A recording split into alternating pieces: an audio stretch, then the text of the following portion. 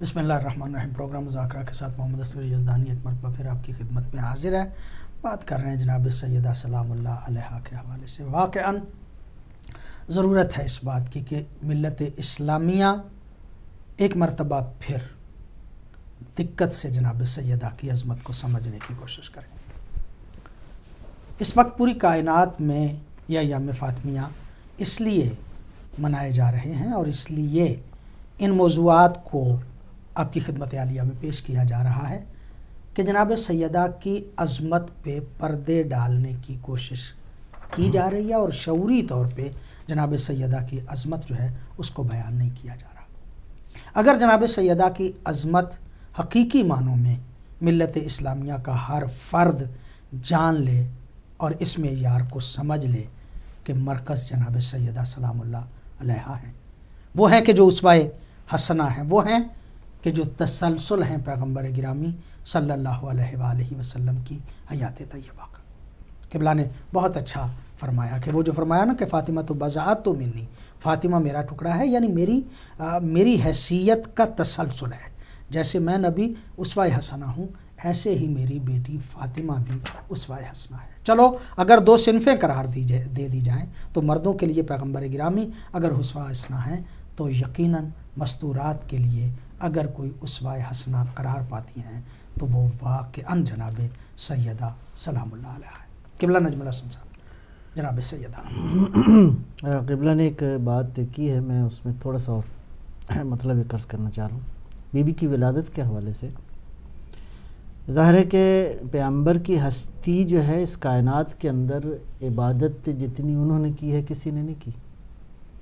یعنی بندگی کی معراج پہ کے آخری نقطے پہ فائز ہیں سرکار دو عالم صلی اللہ علیہ وسلم کہ خدا کو بھی روکنا پڑا۔ اللہ اکبر، قم اللیل الا قلیلا۔ جی ہاں، مطلب وہ عبد جو خدا کی بندگی کے اس مرحلے پہ فائز ہے جس کے بارے میں اللہ فرماتا ہے سبحان الذی اسری بعبدہ۔ یہ عبودیت اس مرحلے کی تھی کہ اللہ نے نبی کو معراج جیسا سفر جو ہے وہ، بہرحال اس نبی کے لیے حکم ہوا کہ جب سرکار دو عالم شب معراج آئے واپس تو سیب لے کر آئے، تو آدھا خود تناول کیا اور آدھا جناب خدیجہ سلام اللہ علیہ کو، اور 40 دن تک دونوں شخصیات ایک دوسرے کے نزدیک نہیں گئے اور جنتی کھانا کھاتے رہے اور دونوں کا تعلق آپس میں کتنا گہرا تھا یہ بھی بہرحال تاریخ میں ثابت ہے کہ یعنی جناب سیدہ خدیجہ سلام اللہ علیہا کی ذات واقعاً بحیثیت زوجہ پیغمبر کی ذات کے لیے مایہ سکون تھی، اور یعنی واقعاً عشق والی کی کیفیت تھی جو کہ تاریخ میں موجود ہے۔ تو بڑا گراں تھا، بہت سخت تھا، بہت شاق تھا جناب خدیجہ سلام اللہ علیہا کے لیے 40 دن کی جدائی پیغمبر سے، لیکن مقدمہ فراہم ہو رہا ہے، مقدمات فراہم ہو رہے ہیں نور سیدہ کے حکم خداوندی سے۔ رسول پاک نے 40 دن مسلسل روزے رکھے ہیں، یعنی جناب سیدہ کی ولادت باسعادت یا اس مرحلے پہ، یعنی یہ تحفہ الہی لینے سے پہلے رسول پاک کو 40 دن روزے رکھنے پڑے، یعنی وہ 40 دن خصوصی عبادت کی ہے اس تحفے کے، وہ عابد کہ جس کو عبادت سے روکا میں اسی نقطے کو ذرا جوڑنا چاہ رہا تھا کہ کائنات کا وہ عابد، وہ عبد، یعنی جس کا مقام اس جس کی عبدیت کو خود خدا بھی تسلیم کرتا، یعنی جس کے قصیدے پڑھتا ہے پروردگار، اس عبد کو حکم ہوا کہ میرا بندہ یہ 40 دن خاص عبادت کرنی ہے،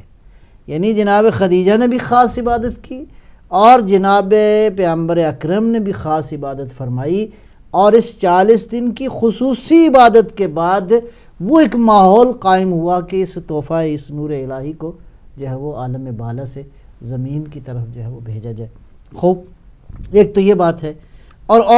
یہ بات جناب سیدہ سلام اللہ علیہا کی ولادت کے حوالے سے اس کائنات میں بالکل لا ند لہا، لا مثال لہا، اصلاً اس کی کوئی نظیر نہیں ہے اس ولادت کی اس انداز سے کہ جیسے وہ ایک دن دونوں زوجین بیٹھے تھے تو امیر المومنین سے کہا کہ یا علی آپ کو معلوم ہے کہ میں کیسے مطلب کہاں سے آئی؟ تو مسکرا کے وہ فرمایا کہ آپ بتائیں، تو فرمایا کہ میرا نور جو ہے وہ جنت کے سیب میں تھا اور وہاں سے منتقل ہوا زمین کی طرف۔ ولادت کا یہ جو انداز ہے یہ کسی معصوم کے بارے میں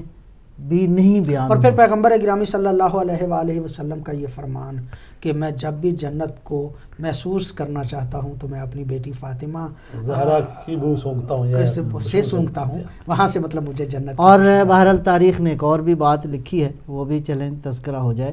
وہ یہ ہے کہ سادات کے وجود سے جو کوئی بھی ملتا تھا خوشبو آتی تھی سیب کی، یہاں تک کہ جب سادات کا قتل زیادہ ہونا شروع ہوا ہے تو بعض بزرگوں نے بارگاہ ربوبیت میں دعا کی تو اس کے بعد یہ معاملہ جو ہے وہ تھوڑا سا مختلف ہو گیا۔ تو جناب سیدہ سلام اللہ علیہا کی ذات اقدس جو ہے اس کائنات میں یعنی میں وہی عرض کر رہا تھا کہ کوئی جہت کمال ایسی نہیں ہے جس میں ہم اگر دیکھنا چاہیں تو جیسے وہ یہ روایت امام صادق علیہ السلام سے ہے کہ پوچھا کہ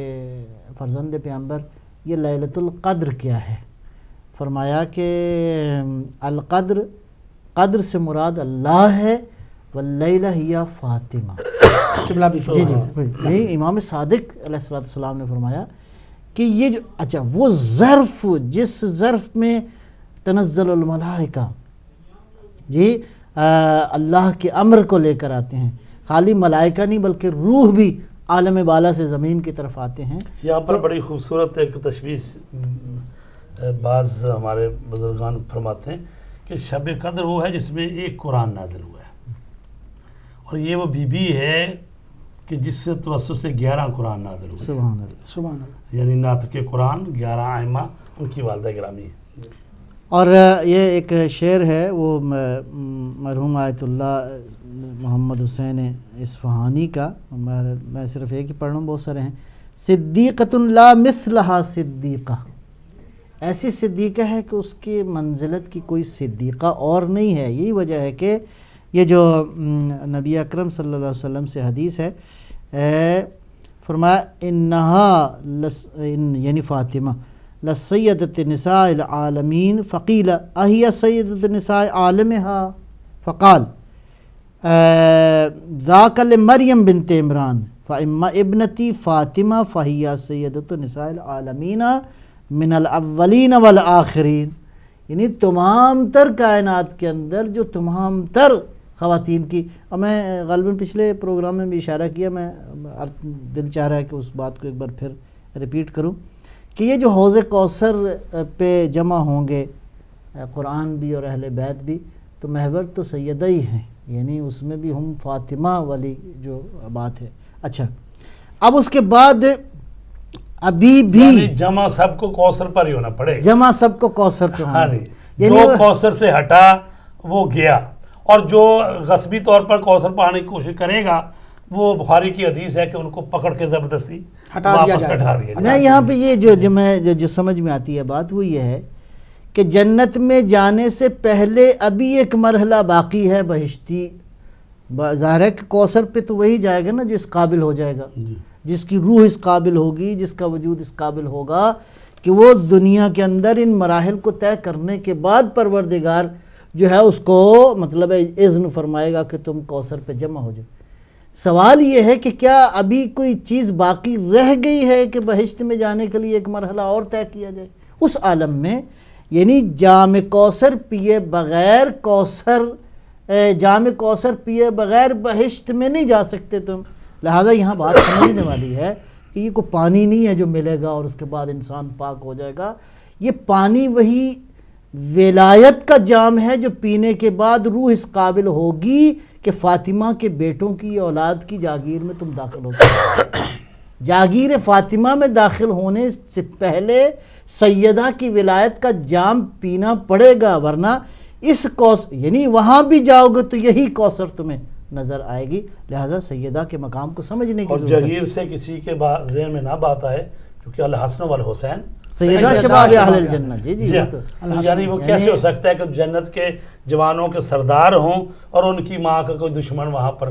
چلا جائے؟ یہ نہیں ہو سکتا. لہٰذا جناب سیدہ کی رضایت، جناب سیدہ کی شفاعت، جناب سیدہ کی ولایت، جناب سیدہ کی محبت، جناب سیدہ کا عشق اور مودت کے بغیر، اس ولایت کا جام پیے بغیر کوئی چلا جائے حسنین کے گھر میں، یہ کیسے ممکن ہے؟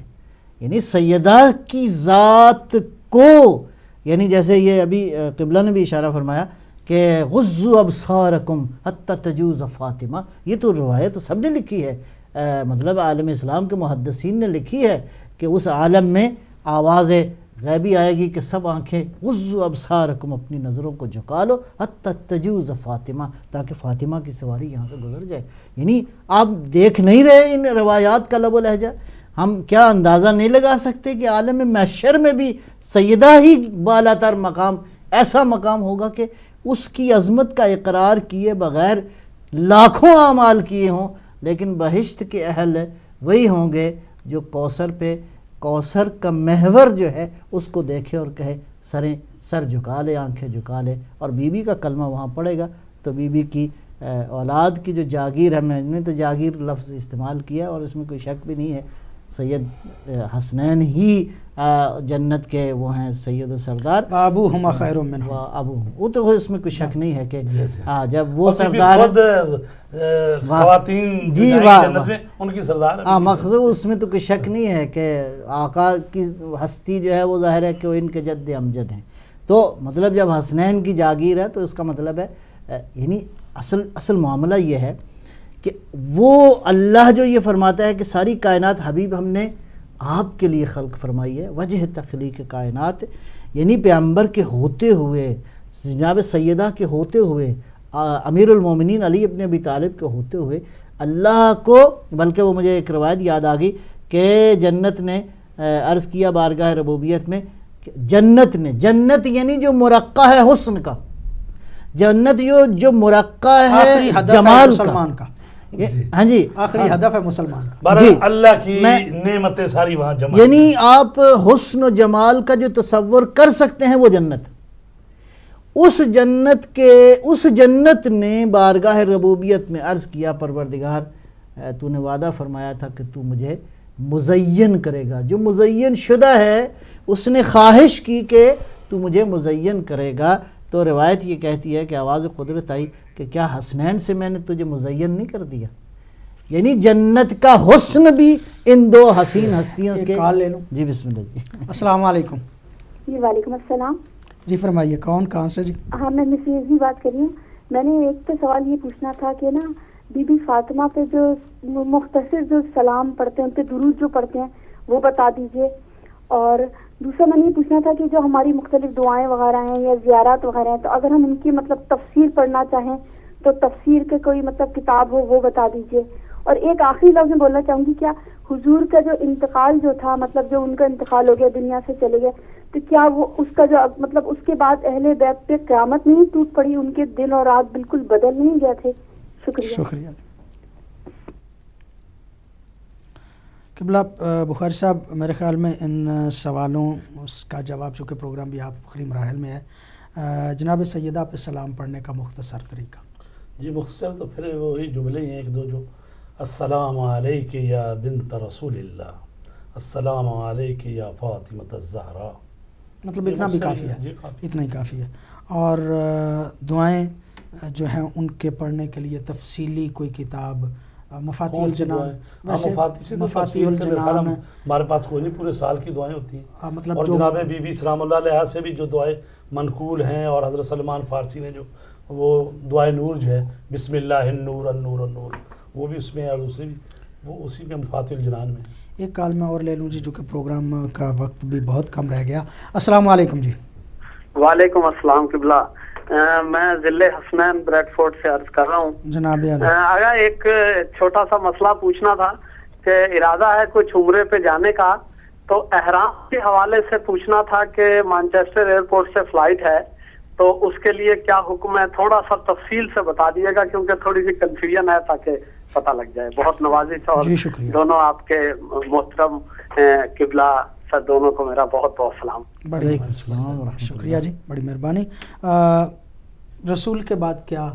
मतलब वो तो आप बयान फरमा रहे थे कि दुआओं की तफसीलात अगर लेना चाहते हैं तो मफातिहुल जनान अब सहीफा ज़हरा के नाम पर भी छपी हुई है, नहीं इनका वैसे दुआओं का ख्याल था, यानी उसमें उम्मी दुआएं जो हैं वो मफातिहुल जनान एक उर्दू में अल्लामा हाफिज़ सैयद रियाज़ हुसैन नजफ़ी साहब किबला ने जिसका तर्जुमा किया मफाती का, वो पहले ही अल्लामा अख्तर अब्बास साहब वाली, वैसे तो मफाती वही है लेकिन उसमें ज़रा हर चीज़ का तर्जुमा भी मार्केट में दस्तयाब और बेहतरीन छपी हुई है, वो अल्लामा सैयद रियाज़ हुसैन नजफ़ी साहब वाली और अल्लामा सैयद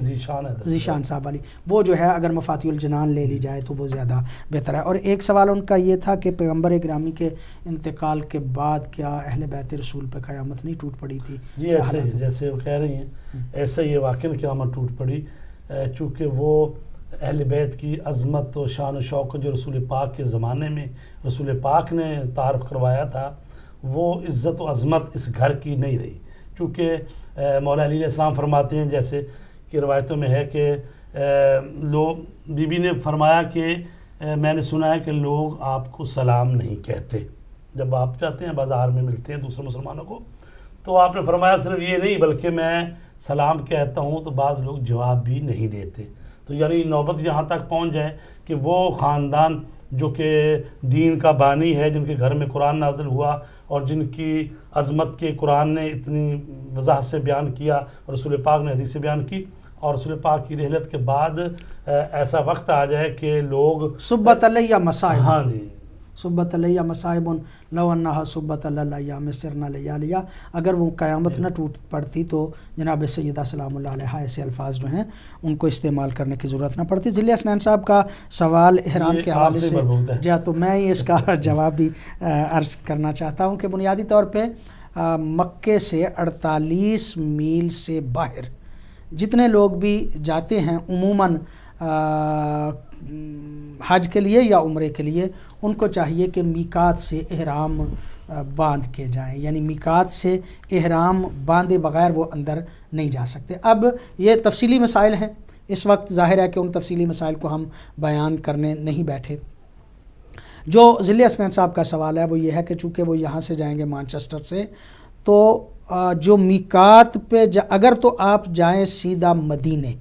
तो फिर आपको इहराम बांधने की यहाँ से ज़रूरत नहीं है। आप मदीने जाएं, ज़ियारात करें, ज़ियारात करने के बाद मस्जिद शजरा है वहाँ से इहराम बांध के आप चले जाएं मक्के, बेहतरीन तरीका तो ये है। लेकिन अगर आप जद्दे जाते हैं और पहले मक्के आपने जाना है तो फिर उसका तरीका यह है कि जब आप जद्दे जाएंगे तो जद्दा मीकात से अंदर आ जाता है,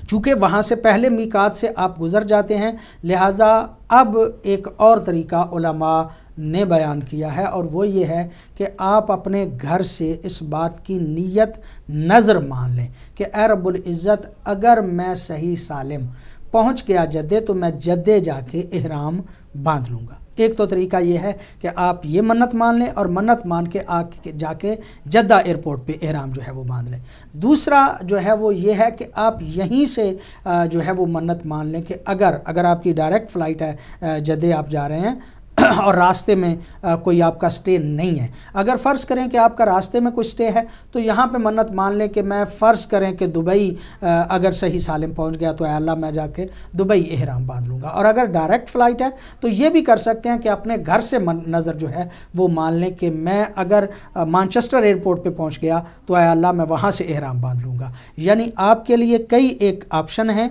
लेकिन वो ऑप्शन सिर्फ ये हैं कि आप मन्नत मानेंगे अपने घर से कि मैं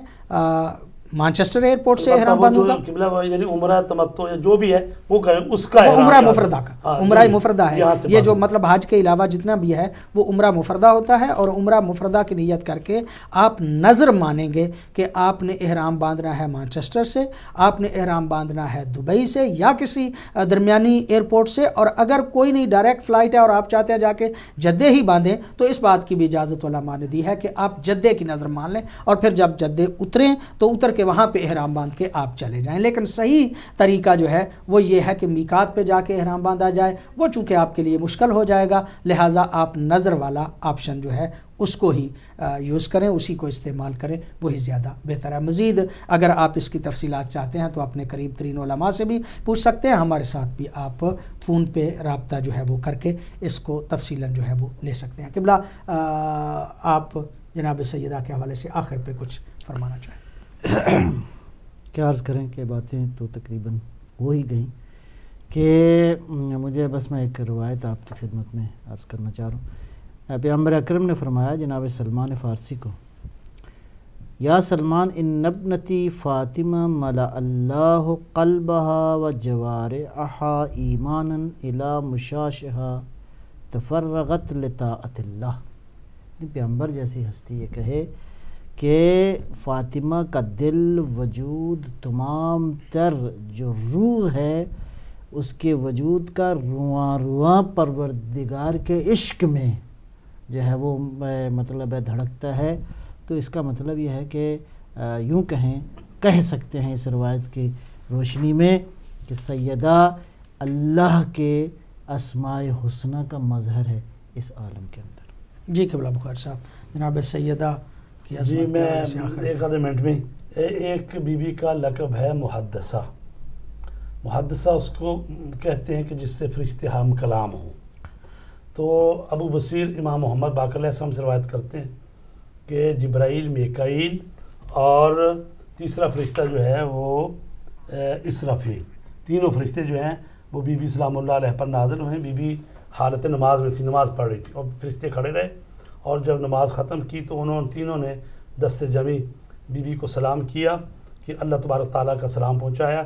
تو فرماتے ہیں کہ بی بی نے جواب میں کہا للہ السلام و منہ السلام وعلیہ السلام وعلیکم یا رسول اللہ السلام۔ بی بی نے ان تینوں فرشتوں کو سلام کہا۔ تو بی بی جو ہیں وہ عظیم ہستی ہیں کہ ملائکہ جن پر نازل ہوتے تھے، لہٰذا اس پر اگر بعض لوگوں کے ذہن میں آئے کہ نبی پر ہی صرف نازل ہوتا ہے، ایسا نہیں ہے۔ حضرت مریم پر بھی فرشتے آتے تھے اور حضرت موسیٰ کی والدہ پر بھی فرشتہ نازل ہوا تھا۔ تو لہٰذا بی بی سلام اللہ علیہ وہ ہے جن سے فرشتے بھی ہم کلام ہوتے تھے۔ بڑی نوازش، بڑی مہربانی قبلہ آپ کی، بڑی نوازش قبلہ آپ کی پروگرام میں آپ شامل ہوئے۔ جناب سیدہ سلام اللہ علیہ کے حوالے سے آج کا پروگرام آپ کی خدمت عالیہ میں پیش کیا گیا۔ میں نے ابتدا میں آیت پڑھی تھی انما یرید اللہ لیذھب عنکم الرجس اہل البیت ویطہرکم تطہیرا۔ یہ وہ آیت ہے کہ جس کے نازل ہونے کے بعد صحابہ کرام رضوان اللہ علیہم صاحب تفسیر در منصور نے ان روایات کو تفصیل سے بیان کیا ہے۔ کوئی پیغمبر کا صحابی یہ کہتا ہے میں نے 3 ماہ تک مسلسل ایسے دیکھا، کوئی کہتا ہے میں نے 6 ماہ تک مسلسل ایسے دیکھا، کوئی کہتا ہے کہ میں نے 9 ماہ تک مسلسل ایسے دیکھا۔ جیسے جیسے صحابہ کرام رضوان اللہ علیہم مسجد میں آنا جانا رہتا تھا اور جتنی دیر انہوں نے دیکھا اتنے کے حوالے سے ہی انہوں نے اپنی اپنی روایت میں بیان فرمایا کہ پیغمبر گرامی صلی اللہ علیہ وآلہ وسلم اس آیت کے آنے کے بعد جب بھی جناب سیدہ کے دروازے سے گزرتے تھے تو کہتے تھے السلام علیکم یا اہل بیت النبوہ، اور پھر اس آیت کو پڑھتے تھے انما یرید اللہ لیذھب عنکم الرجس اہل البیت ویطہرکم تطہیرا۔ پیغمبر گرامی مسلسل اپنی سیرت، اپنی اس زندگی کے حوالے سے، اپنے ان الفاظ کے اعتبار سے اپنے پیارے صحابہ کو بیان کر رہے تھے کہ وہ اہل بیت جن کے بارے میں قرآن کی یہ آیت نازل ہوئی ہے وہ یہ گھرانہ ہے، وہ گھرانہ ہے جناب سیدہ کا گھرانہ ہے، کوئی اور نہیں۔ اور میں عرض کروں کہ یہ 5 شخصیتیں جس کے بارے میں بھی بالاتفاق یہ طے ہے کہ جب یہ آیت آئی تو کن کے بارے میں نازل ہوئی، پیغمبر گرامی صلی اللہ علیہ وآلہ وسلم کی وہ حدیث قصہ معروف ہے کہ پیغمبر گرامی اس میں موجود تھے، حضرت جناب سیدہ موجود تھی، حضرت امیر المومنین موجود تھے، حضرت امام حسن اور امام حسین تھے، اور ان کے بارے میں کہا تھا اللہم ہؤلاء اہل بیتی، اے اللہ یہ ہیں میری اہل بیت۔ مسئلہ اصل میں یہ ہے میرے بھائیوں، میرے دوستوں، سنی شیعہ تمام ملت اسلامیہ سے میں یہ عرض کر رہا ہوں کہ یہ جن کے بارے میں اتنا پیغمبر گرامی حکم خداوندی سے کائنات کو متوجہ کر رہے تھے نا، یہ صرف اس لسٹ میں ان کے فضائل کو بیان نہیں کیا جا رہا تھا بلکہ ان کی عظمت کو وہ کہ جو عند اللہ ہے، وہ کہ جو عند رسول ہے، وہ منصب کہ جو ان کے پاس ہے، وہ مرکزیت کہ جس کی وجہ سے انسانیت گمراہ نہیں ہوگی، وہ گھرانہ کہ جن کے دروازے پہ آنے کے بعد لن تزلوا بعدی کبھی گمراہی جو ہے وہ نہیں آ سکتی، اس گھرانے کی طرف متوجہ کرنا چاہ رہے تھے۔ ظلم یہ ہوا اور زیادتی یہ ہوئی کہ ملت اسلامیہ نے باقی اس لسٹ میں ان کو رکھ کے دیکھنے کی کوشش کی۔ نہیں میرے دوستو، ان کو عمومی لسٹ میں رکھ کے سمجھنے کی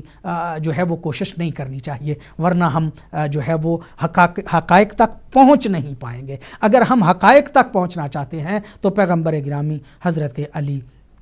جناب سیدہ امام حسن امام حسین، جن کو پائنتن پاک کہا جاتا ہے، جن کے پروگرام بھی کیے جاتے ہیں پائنتن پاک کے حوالے سے، کاش ملت اس بات کو سمجھتی، کاش مسلمان اس بات کو سمجھتے کہ یہ گھرانہ جدا گھرانہ ہے، یہ وہ ہے کہ جو انما یرید اللہ کا مصداق ہے۔ باقی عظمتوں کے مالک یقیناً شخصیات موجود ہوں گی، لیکن ان کا اور ان کا آپس میں تقابل نہیں ہونا چاہیے۔ ان کو اور ان کو ساتھ ملا کے سمجھنے سے غلطی ہوئی ہے، اور اسی غلطی کا خمیازہ آج تک ملت اسلامیہ بھگت رہی ہے۔ آج تک گمراہیوں کے ان اندھیروں میں جو ملت اسلامیہ پڑی ہے وہ اسی لیے پڑی ہے کہ خاندان طہارت کو اور اس دروازے کو حقیقی اعتبار سے نہیں سمجھا گیا۔ یہ جو ایام فاطمیہ منائے جا رہے ہیں، یہ جو ایام فاطمیہ کے حوالے سے گفتگو ہم نے شروع کی ہے، اس کا بھی ہدف اور مقصد یہ ہے کہ ملت اسلامیہ ٹھنڈے دل و دماغ سے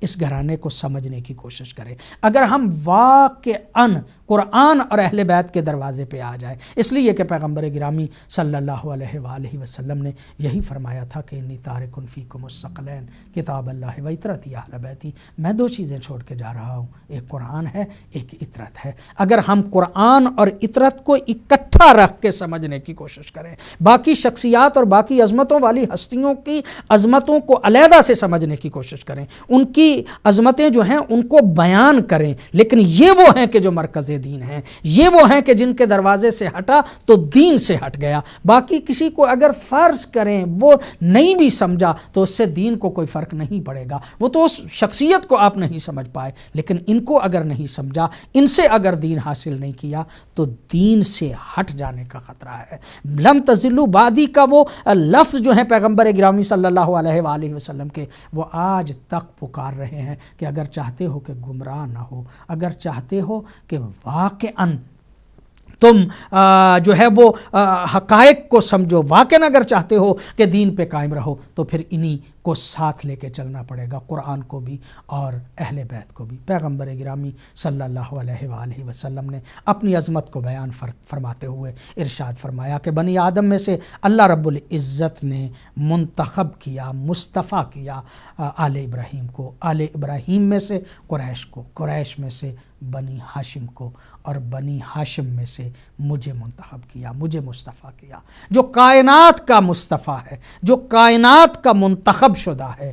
وہ جب ان پانچ میں بیٹھتا ہے تو مرکز بطول کو بنا دیا جاتا ہے، کہا جاتا ہے ہم فاطمہ تو و ابوہا و بالوہا و بنوہا۔ یہ کوئی مصلحتیں تھیں، یہ کوئی وجہ تھی کہ وہ جو کائنات کا مصطفیٰ ہے، وہ جس کا جو سب سے بعد از خدا بزرگ تو ہی مختصر قصہ مختصر، جو واقعاً اللہ رب العزت کے بعد ذات تھی، اس ذات نے کائنات کو متوجہ کیا جناب سیدہ کی طرف۔ وہ ہستیاں کہ جن کو ائمہ اہل بیت کہا جاتا ہے، وہ کہتے ہیں کہ حجت ہیں ہم پہ جناب سیدہ، وہ کہتے ہیں اسوہ حسنہ ہے ہمارے لیے جناب سیدہ۔ یہ جناب سیدہ کی طرف متوجہ کیا گیا، اس کی بنیادی وجہ ہی یہ تھی کہ کوئی مصلحت تھی کہ اگر سیدہ سمجھ میں آ گئی تو دین سمجھ میں آ جائے گا، اگر سیدہ کی حقیقی عظمت سمجھ میں آ گئی، اور اس بات کو دل و جان سے اگر ملت اسلامیہ نے تسلیم کر لیا کہ پیغمبر گرامی کے بعد ذات جو ہے وہ جناب سیدہ ہے، سیدہ معیار ہے، سیدہ کے علاوہ کوئی اور معیار نہیں۔